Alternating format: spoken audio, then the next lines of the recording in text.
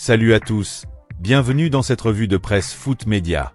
La presse est émerveillée par le retour en grâce de Désiré Doué, tandis que Kylian Mbappé a piqué une colère noire en plein match. La revanche de Désiré Doué, la fureur de Mbappé, le Barça obsédé par l'arbitrage.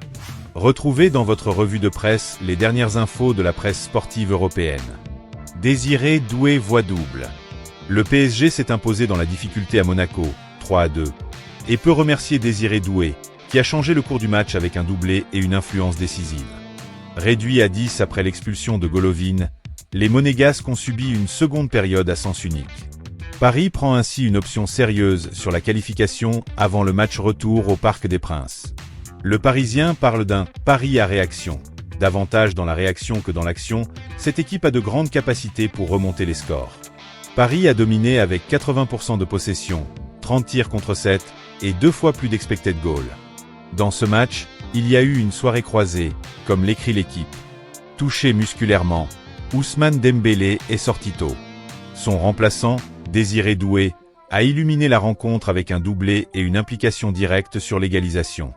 Sa prestation a fait basculer le match en faveur de Paris, malgré le contexte tendu après la défaite contre Rennes. C'était ironique de voir Doué remplacer Dembélé, et c'est lui qui a remis tout en ordre dès son entrée. Après son premier but, il a célébré en se bouchant les oreilles, comme pour dire « Je n'entends pas les critiques ». Une célébration qui fait débat.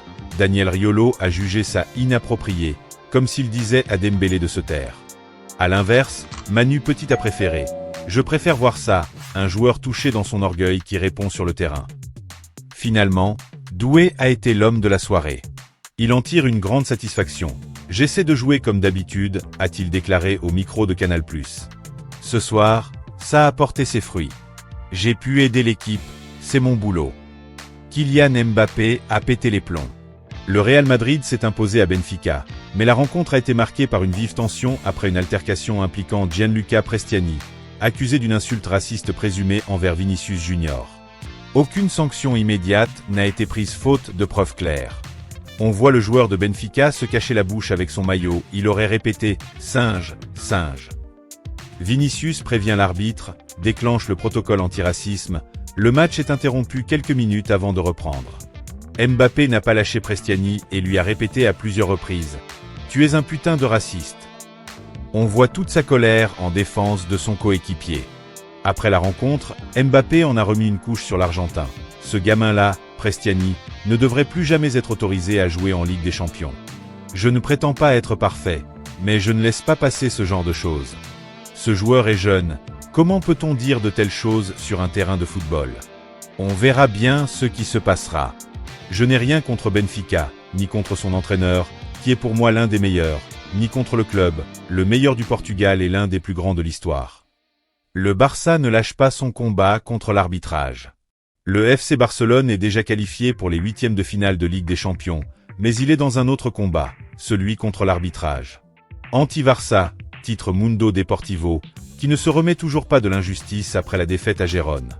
Un match marqué par un piétinement de Claudio Echeverri sur Jules Koundé juste avant le but décisif de Fran Beltrán. Ni l'arbitre César Soto-Grado ni le VAR n'ont jugé utile d'intervenir, malgré les protestations catalanes. Le club dénonce un « deux poids, deux mesures ». Un précédent contact plus léger avait annulé un but de Robert Lewandowski. Cette comparaison alimente un fort malaise dans le vestiaire, convaincu d'une incohérence arbitrale. Cet épisode renforce la tension autour de l'arbitrage, déjà critiqué ces dernières semaines. Le média espagnol accuse le coup en pointant que beaucoup d'arbitres madrilènes ont officié pour le Barça cette saison. 13 désignations cumulées, terrain plus VAR, en compétition nationale, un volume jugé anormalement élevé par le club. Voilà les amis, c'est la fin de cette revue de presse. Merci d'avoir suivi. Likez, commentez et abonnez-vous à la chaîne pour ne rien rater de l'actualité footballistique. À très bientôt. Ballon de football feu.